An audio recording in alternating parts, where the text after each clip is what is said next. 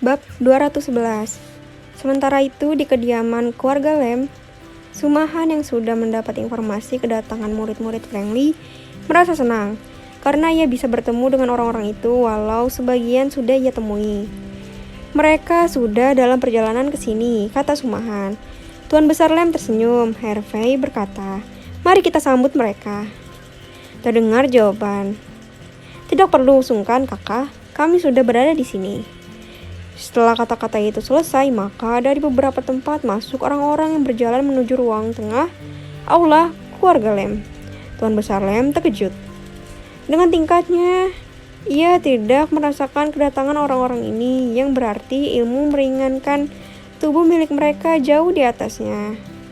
Henrico yang bertindak sebagai pemimpin membungkuk pada Tuan Besar Lem sembari berkata, "Tuan Besar, terima hormat kami." Tuan Besar Lem berdiri lalu tertawa dan berkata, murid-muridnya begitu hebat. Kalau aku tidak mengenal siapa guru kalian, maka aku akan mati penasaran siapa yang melatih kalian hingga memiliki tingkat setinggi ini. Bangkitlah, cucuku adalah saudara kalian, maka keluarga ini adalah keluarga kalian. Lanjut Tuan Besar Lem.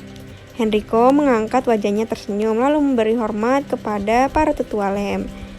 "Kalian duduklah," pinta Tuan Besar Lem. Rangga berdiri lalu berkata, "Tuan Henrico bukan." Henrik yang menuju kursinya berbalik menatap Rangga Lem, sembari menjawab, "Benar, itu aku tetua." Rangga tertawa lalu berkata, engkau murid ketiganya, maka aku ingin berdiskusi denganmu. Semoga engkau bisa memberikan aku pelajaran." Henrico tersenyum, ia paham tetua Lem ingin mencobanya, maka ia menjawab, "Tetua, silakan." Henry kembali ke tengah ruangan menunggu Rangga Lem. Rangga kembali tertawa lalu melompat bagaikan terbang ke tengah aula itu. Setelah berada di hadapan Henry, ia berkata, "Kita hanya berdiskusi, namun jangan terlalu sungkan, aku sudah siap." Henry tersenyum lalu menjawab, "Aku mohon bimbingan tetua, aku menyerang sekarang." Dalam sekejap, ruangan itu menjadi arena bertarung. Dengan gerakan sangat cepat, kedua orang itu menjadi bayangan. Sumahan tertegun melihat pertarungan itu. Puluhan jurus sudah dikeluarkan, namun tidak ada satupun pukulan yang tendangannya dari dua orang itu yang menyentuh pihak lain. Henrik sengaja melakukan itu agar tidak mempermalukan keluarga Lem.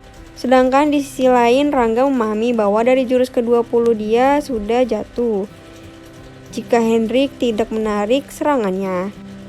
Bagi Sumahan, pertarungan itu seimbang. Namun tidak bagi yang lain, mereka sudah tahu Rangga kalah. "Aku mengaku kalah," teriak Rangga sembari melompat ke belakang.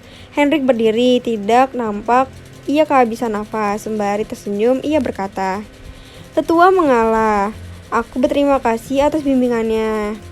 Rangga tertawa lalu menarik Henrik menuju mejanya sembari berkata, engkau sudah begini, bagaimana dengan kakak keduamu?" Sekarang Henrik yang tertawa lalu menjawab, "Jika kau melawan ia, maka setengah langkah sudah kalah." Mendengar jawaban ini, Rangga terdiam, begitu juga dengan Tuan Besar dan tetua lainnya. "Setinggi itukah tingkatnya?" tanya Tuan Besar Lem. Henrico mengangguk lalu menjawab, "Sejak kakak pertama wafat, maka kakak kedua yang selalu berada di sisi Tuan, tentu ia mendapat lebih banyak pelajaran tambahan yang membuat tingkatnya jauh melampaui kami."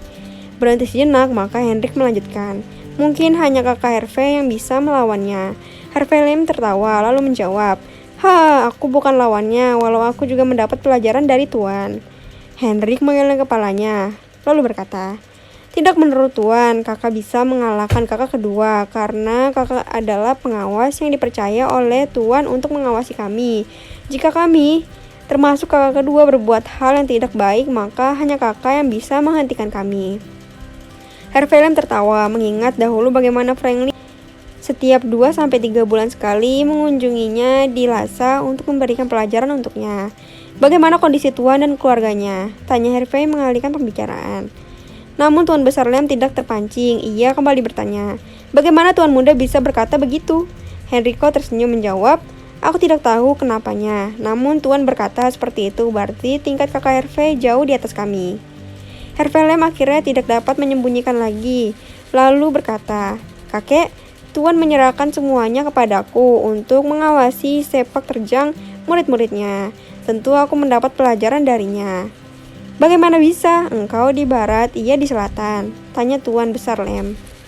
Harvey kembali tersenyum menjawab, sejak ia mengangkat aku di utara, maka setiap 2-3 bulan ia akan datang memberikan pelajaran kepadaku. Mendengar ini semua menjadi paham. Henrico lalu berkata, Tuan selalu begitu, mempersiapkan segala sesuatunya untuk mengantisipasi sesuatu seperti halnya Kakak Lem, maka kami pun bertugas mengawasi 17 saudara kami. Lalu siapa yang akan mengawasi Kakak Lem? Tanya Jingsong yang dari tadi tidak berhenti tertawa. Harvey Lem bangkit menjawab, adik kelima, Tuan sendiri yang mengawasi aku. Jika ia tiada, maka putra dan putrinya memiliki tugas itu. Semua murid Franklin mengerti, namun tidak bagi Tuan Besar Lem. Ia tidak mengerti karena menurutnya putra dan putri Franklin masih sangat kecil. Memikirkan ini, Tuan Besar Lem bertanya, bagaimana mungkin putra-putrinya masih kecil bisa mengawasi cucuku? Henrico dan adik-adiknya hanya tersenyum. Harvey menjawab, kakek, putri Tuan baru berusia 6 tahun, namun kekuatannya tidak di bawah kekuatan Tuan muda.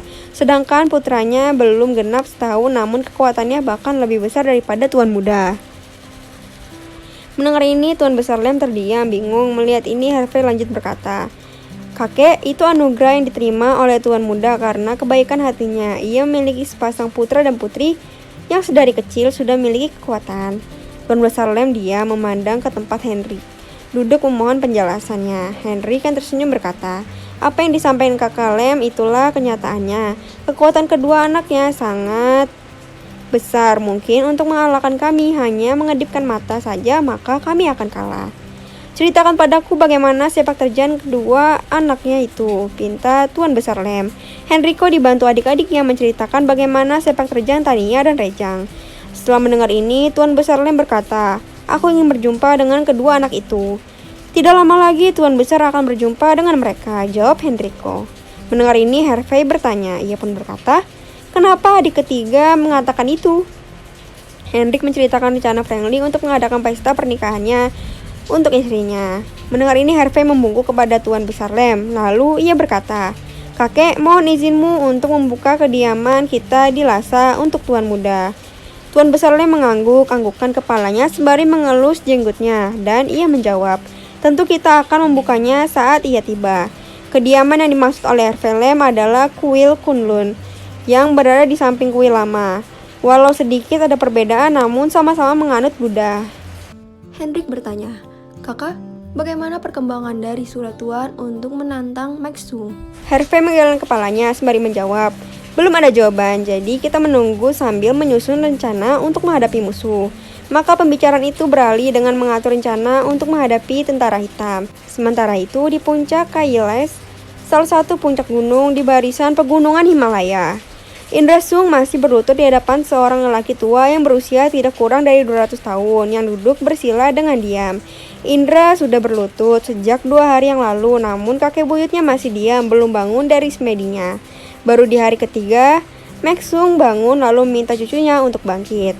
Aku sudah menjauhi dunia ini sejak dikalahkan oleh Lama, jadi engkau pun harus menghentikan semua sepak terjangmu untuk mengambil alih negeri utara. Maxung berkata dengan penuh kelembutan. Indra hanya diam menatap kakek buyutnya lalu menjawab, bagaimana dengan dendam kedua orang tuaku? Maxung tersenyum lalu berkata, mereka menuai apa yang mereka tanam dan engkau pun akan menjadi seperti mereka jika melanjutkan rencanamu itu.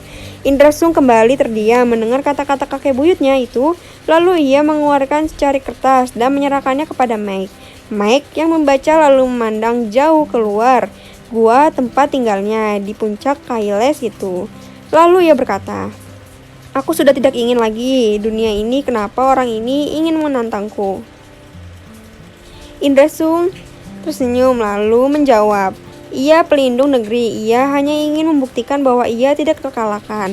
Mike tertawa kecil lalu berkata, di dunia ini tidak ada yang tidak dapat dikalahkan kecuali keturunan mereka. Siapa mereka ini? Tanya Indra Sung penasaran. Kembali Maxung tersenyum menjawab, sudahlah, sampaikan pada pelindung negeri bahwa aku tidak tertarik. Indra kembali diam karena ia tahu bahwa Franklin masih hidup, maka rencananya untuk menyerang utara menjadi berantakan. Sedangkan jika kakek buyutnya mau turun tangan menghabisi sang raja dewa perang, maka rencana bisa dilanjutkan. Melihat sikap kakeknya, maka Indra menjadi kecewa lalu berkata, ia sudah bergerak untuk menghabisi keluarga kita di utara. Jika kakek buyut hanya ingin melihat keturunan Sung habis, maka sudahlah. Aku pamit. Mendengar ini, Maksung yang dari tadi tertutup kini terbuka. Terlihat sinar mata yang tajam bagai mata elang menatap Indra.